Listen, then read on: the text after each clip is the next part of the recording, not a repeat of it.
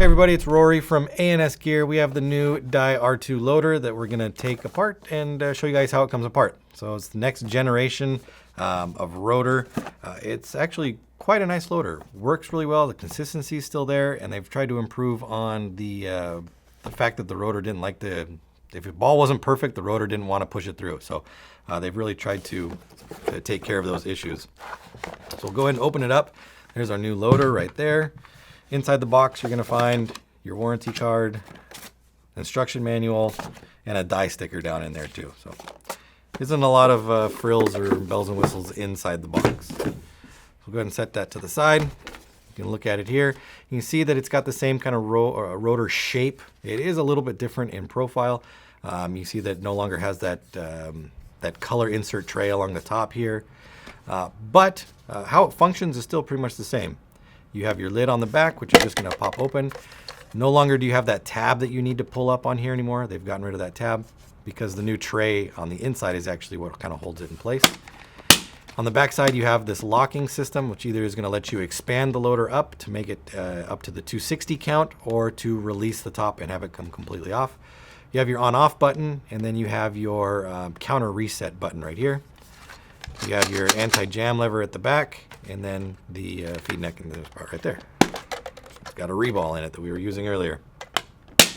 So starting from the top here, the lid, it's a larger lid than before, so it's easier to pour paint in there. It's got a wider mouth, and the lid itself just snaps right off. So if you're going to put a new speed feed on it, when they release them, it's as easy as snapping in a new speed feed. No longer do you have to push the pin out and make sure the spring doesn't fall off and all those things you had to do before.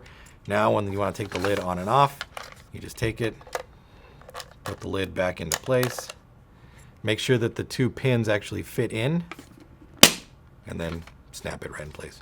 Very, very simple, very quick, very easy, which is what you want when it comes to changing things on a loader. Now this right here toggles two directions, this way and this way. If I go this way, that will let me lift up and expand to the 260 round loader. If I go the other direction, this way, this is what's going to let me take it off. You can see that it just pops right off there. This is our tray. These pieces right here actually slide up inside right here, and that's what gives us that expandability. To get this tray out, there are two tabs.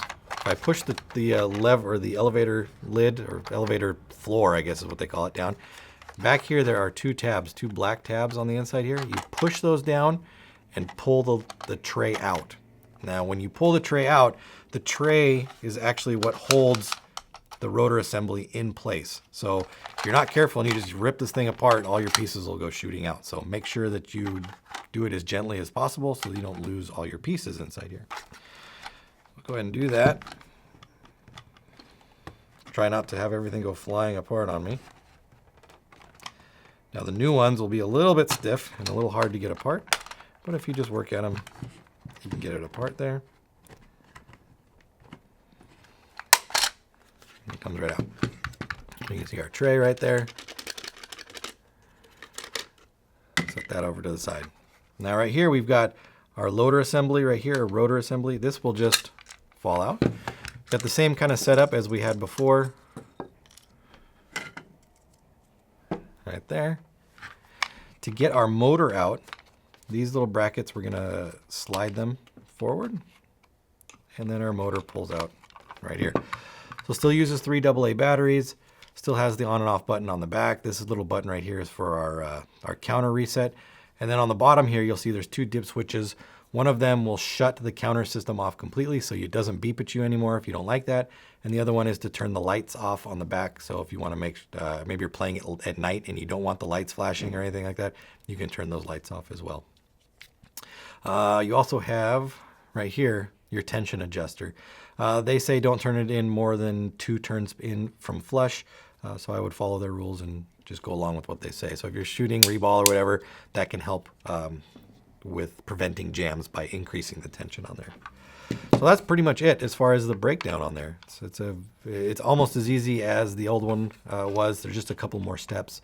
Putting it back together is the same thing. You just do it in reverse. The one thing you do have to make sure that your buttons don't fall out. So if you're tilting this thing around without the drive assembly in there, your buttons can fall out. So make sure they stay in there. And when you go to put the motor assembly back in, make sure your anti-jam lever is in the forward position. If it's backwards, it won't go together, and you could end up breaking it trying to put it back together. So we'll make sure that's in the forward position. We'll drop the motor assembly in there, make sure that it is all the way down. It is. Rotate our locks back. So that's in place. Drop our planetary gears in. Bottom cup, make sure that fits. Middle arm, and all those pieces. So at this point, normally you would lock the other ones, but now you're going to hold all this stuff in place with the front, or with the tray. So we'll put our tray in. Snap that down into place. Good. Now that doesn't come out. Now that we've snapped our tray in place, these two black or red tabs, you want to slide those forward. That locks those tabs and makes it so they can't come undone underneath the tray. Take our lid. Now you can do this a couple different ways. You can go nose first and then pull it down over the back, or you can kind of make sure that this side goes in first, like that, and then roll the nose over the front. I do nose first. Come to the back side, make sure that the two sides go into the slots, slide my lock tab over, and snap it down. That's the easiest way that I've been able to do it. Take our lid, make sure our lid lines up, make sure that the posts go into place. If I don't line those posts up properly and they don't snap in, what will happen is, I'll show you, the lid will just pop right out. So get that in there. Make sure that we get those in. There we go. And then snap our lid together. All again, the same compact design as the earlier rotor, just now the expandability, the quick change lid, all the new features, it really make it a great loader. So check this new loader out. This is the new Dye R2 loader. It's available through the website, multiple colors. So check website for availability and release date, and order yours now through ANSgear.com.